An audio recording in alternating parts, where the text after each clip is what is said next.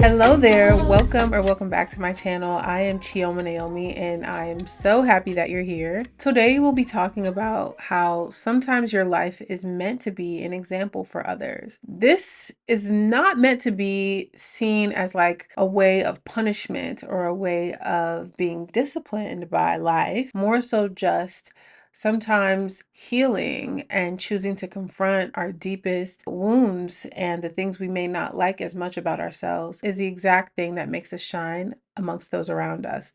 Let's begin. This is a topic that is addressing healing, more so confronting trauma, confronting our wounds, confronting things that we may not like as much about ourselves, going deep internally so that we can then shine brighter externally, right? Clearing all of the soot, the hardness on our heart, and freeing ourselves from that, and so that we can be made whole, so that we can take up as much space as possible and show up in our most authentic version. When you choose to heal, you are essentially choosing an act of rebellion. You're rebelling against everything that you know. You're rebelling against those who expect you to act a certain way. You're rebelling against the dynamic you're expected to participate in. And that can be isolating when you're one of the only people in your environment that is choosing to go against the grain, right? Who cares if it's healthy, right? Who cares if you're choosing peace? Who cares if you're choosing something that is more beneficial to your own life and way of living? Other people aren't going to understand that. The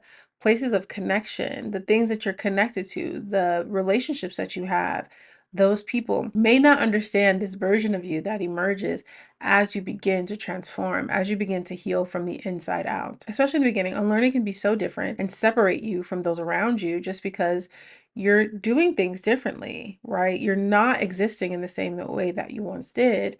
You're embracing the things about yourself that you may not have been so comfortable with before. And this can all start and be reinforced and supported by having a place of safety. However, the people that we used to see as safe, right? Maybe even our family, those people that know a previous version of us may not be the same safe space that we're seeking. The most important goal is to show up authentically, or at least get to a point where that is less daunting, where that is less fearful, where that is less scary, right?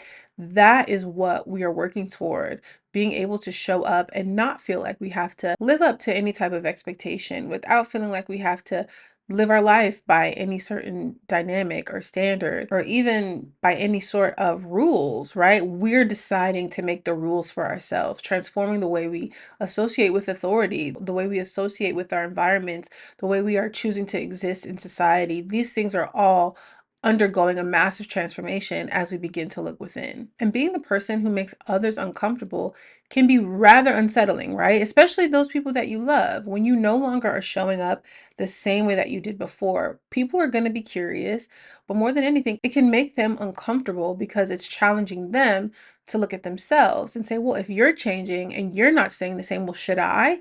It indirectly and very passively holds a mirror up to those in your life. And that's what all relationships are, right? They're a mirroring, they're a dance where we're able to look at ourselves and the other people in the most intimate of ways. And when someone in that microcosm is shifting, is changing, it indirectly influences a change in others. And that's what I'm getting at when I say your life is meant to be an example. It takes courage and a certain level of resilience to actually go and grow through this level of isolation and this level of healing to actually get onto the other side of things, right? It's easier to stay in the same paradigm. It's easier to stay caught up in the mundane, in the day to day, in the things that we've always known. It takes work and it takes a lot of dedication to actually choose to be different, to do things differently. And firstly, if you're choosing those things, I do want to commend you and congratulate you for taking on that journey, but it isn't an easy feat. I hope you're proud of yourself for actually choosing to go this route with your life because most people won't like that you're different. You won't want to participate in the same arguments you might have had in previous times. They won't like that they no longer have access to you in the same ways that they once did. Sometimes that comes with projection and them labeling you as someone who thinks they're better. That sometimes can be a result of you choosing to go about yourself and live and interact with the world in a more renewed and authentic lens. They're going to cast their own judgment or cast their own projection onto you. It's like, no, I don't think I'm better. You think I'm better than you. I don't think I'm better. You feel inferior. You feel like you aren't living up to whatever I'm doing. You feel like there's something wrong with you because my life looks different now. Let's highlight what that actually is reflecting to them. You've changed, which indirectly means a lot of the time. Sometimes we change just because we want to, right? But indirectly, this could indicate to them that something is wrong. Something is wrong. Something is not satisfactory. Something is not good enough. Something is not up to par if someone is changing. Because if it was fine, if it was satisfactory, this person would have stayed the same, but you're not. So it's indirectly holding a mirror up to them, just as we talked about a little bit ago. The funny thing is that you actually are better than you were before. You don't think you're better than them a lot of the time, right? The whole point of healing is not to elevate our ego and place ourselves on a high horse, right? That's not what the healing journey is about. However, you are better than you used to be, right? You're an improved version of yourself. You're an evolved version of yourself. And you are better than you were before, but that doesn't make you better than the people around you. And the unfortunate thing is, most people won't have the tools to actually meet you where you are. And the attacks that you get on your character is just a result of them, once again, feeling inferior. If they want to connect with you, especially I see this a lot amongst parent-child dynamic where the child starts to outgrow the environment, change and transform, and the parent is doing whatever they can to keep grips on the child, right? Holding them back, keeping them within the home environment, taking away resources, maybe picking fights, demeaning the child, poking at them, and all these different things, right? However it's showing up, those are attacks on you attempting to transform, you attempting to shift out of the old dynamic and emerge as something new. That's scary for a lot of people. Most people are resistant to change, right? They fear the unknown and they don't know what's on the other side of what they've always done, especially thinking of it from like a parent-child dynamic. We have parents who have lived sometimes double our lifetime, right? In some cases, maybe not always. Parents that are living 20, 30, 40 years longer than us and have been set in their ways for all that time, it becomes increasingly more difficult for them to change. But if they're open to it, change is possible. Transformation, healing is possible for anyone. It all comes down to a matter of openness and willingness. But with all that said, in the best case scenario, these people will be inspired when you start to look different, right? They'll be curious. They'll be like, what did you do? What's different about you? How are you showing up this way? What's changed? What are you doing? Right? How are you shining this way? Why do you have peace? They'll contest you in the beginning and all throughout the fight. But once you come out on the other side, they'll be wondering how you live the way you do, how you look the way you do, how you shine the way you do, how you radiate the way you do. They'll all be wondering those things. Now, in some cases, this can increase the level of attack that you receive, right? Someone trying to pull you down more, trying to project onto you even more so. But in a best case scenario, this will also inspire and pull those around you up. They're going to wonder how you're having new experiences. Why are you all of a sudden don't want to live in your hometown? Why are you all of a sudden traveling? How are you finally able to attract a loving partnership? How are you finally able to leave the country, right? How do you glow like that? And the biggest one, they'll wonder how you no longer need them, right? And a lot of what healing is, sure, it's teaching us how to relate to others more effectively and more honestly, but it's also us learning to stand on our own, right? That isolation, that solitude period where we're forced to just sit with all of the things that have got us to this point, good or bad, right? And face those things. You learn you don't really need many other people. Now, don't get me wrong, though. We are human, right? We all need connection. We all need a sense of community, right? Very rarely, even monks, right, don't live in complete solitude. They live amongst other monks most times. No matter how much healing you do, you'll get comfortable in solitude. But the truth is that we still need community. And because you are no longer open to just anybody, right? Or just those blanket level connections, just because we're family, we're close, and I keep company with you, or because you're in my proximity, I give you access to me. It becomes more difficult to attract partners or people, friends, community that is actually in alignment with who we are now. While it is becoming more mainstream and more of a topic of conversation, mental health is becoming more normalized. So is healing and spiritual practices and different forms of spirituality. Once you elevate yourself and you have firmer boundaries more than anything, Not everyone will be able to penetrate the force field that you've put around yourself, right? And this is not a force field as a form of trauma to keep people out, to keep people from hurting you, or a defense mechanism, or some type of armor that you put on to protect yourself. This is actually a force field of protecting peace, right?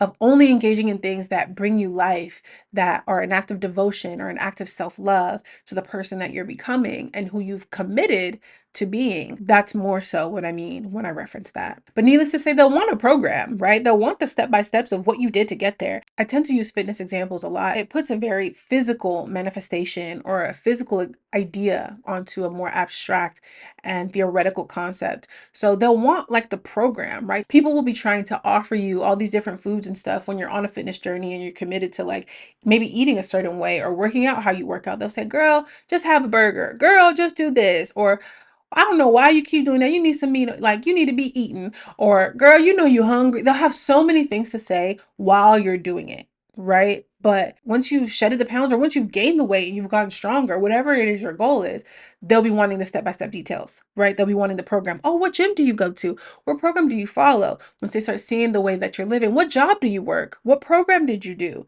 right? What certificate did you get, right? But when you're grinding and in the process of transforming and leveling up your experience, people might not always understand. So either they'll be inspired or it could also show up as envy. Either way, they'll be wanting to be like you, whether they accept that truth about themselves or not. Acknowledgement of your greatness and your transformation may come in the form of envy, right? May come in the form of them bringing you down, or it can be an inspiration to them. But the root of that is recognizing the things that you've done and changed about yourself, whether they accept it and recognize and acknowledge that positively or negatively. Either way, you're reflecting back to them all the things that they wish they could be. I don't find it all that surprising that a lot of the time the thing that actually triggers people is that you're happy. You're not living miserably. You're not constricted to the confines of shame. You'll be happy, right? Genuinely. That radiates differently. That shows up differently.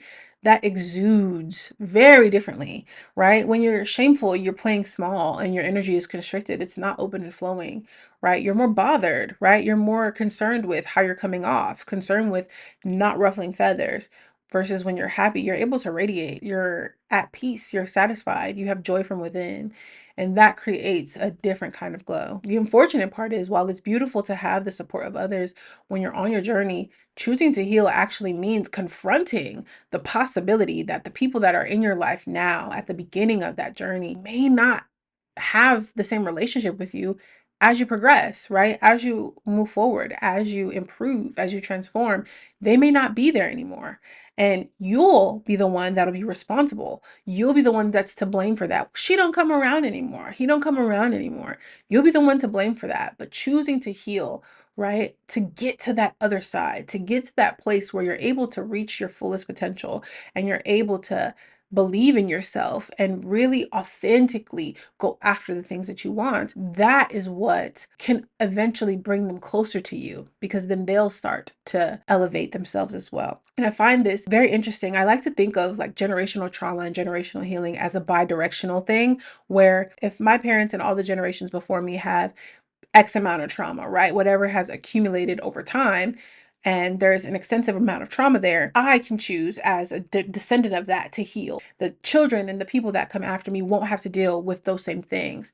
However, I like to think of it as working both ways, right? To where if I'm starting to live differently within the generation that I exist in, that can also inspire upward, right? An upward trajectory. So it won't just be the people that come after me, but also, right, parents and grandparents that start to see what you did differently. Start to see you shed the pounds, right? If this is about fitness, start to see you gain the muscle, start to see your body transform, your life transform, your world transform, the experiences that you're having, right? You can then take some of the stress off mom, right? Let's say you transform your finances and you're able to make more money, and you can then retire your mother, or you can then take your mom on a nice vacation to somewhere she's never been before. That is healing a part of the generations before us. It doesn't happen just in one direction with the people that come after you. It's going to affect the people to the side of you too. The people that you touch that are your peers, your friends, right? The people that stay on your journey. Your healing, your transformation will have influence, right? You will radiate and exist onto them. And the same with our parents, right? It will go upward as well to the generation above us past, to our grandparents, to those that are still living, to our aunts and uncles that are in our parents' generations, right? It will inspire. If it doesn't repel, it will inspire. And that is something that is so, so, so valuable, that is worth the risk almost every time. Ultimately, all healing is you choosing to let go of all the soot that's accumulated on your heart from all of the past experiences that have possibly jaded you, that have left an impact that wasn't so positive, and choosing to put them down, right? Identifying what's yours and what isn't, right? What emotions have I taken on? What trauma have I taken on? And does this belong to me or not? And assessing, like, okay, I operate this way because my mom or my sister or my brother or my dad or my uncle operates this way, because my grandma and my grandfather operate this way. And then you can take that, put that in a little box and say, okay, what do I actually want? Who do I really want to be? How do I want to show up? And then start to move towards those things, right? And we can still honor our family and honor our roots without letting them hold us back. The roots can't be so heavy they pull you down, right? The anchor can't be so heavy it drowns you. All that happens when you heal is a differentiation, an individualization that emerges as you begin to transform and just take responsibility for who you are and take responsibility for your life, as opposed to living within the confines of what others have decided for you. So I hope this video finds whoever it needs. If you enjoyed it, if you relate to any of it, please feel free to leave a comment below. I love connecting with people, and I'm looking to build like a nice community here on YouTube. I want to connect with you guys and really just start to hear your stories and learn about all the different ways that this might have shown up for you. But thank you so, so much for watching and supporting my work. I am thoroughly enjoying myself and showing up and creating these videos just as things to look back on, to hopefully just share some of the knowledge that I've accumulated over time and some of the different lessons even that I'll be sharing in the videos to come, even just to spark conversation. I'll put my socials in the description below, but I'm very much so looking forward to my next video. Keep your eyes peeled. I post every Thursday at 2 p.m. Eastern time, so 11 a.m. Pacific time, 12 p.m. Mountain time, and then 1 p.m. Central time. So thank you so very much for watching. I am looking forward to seeing you in my next one. Bye for now.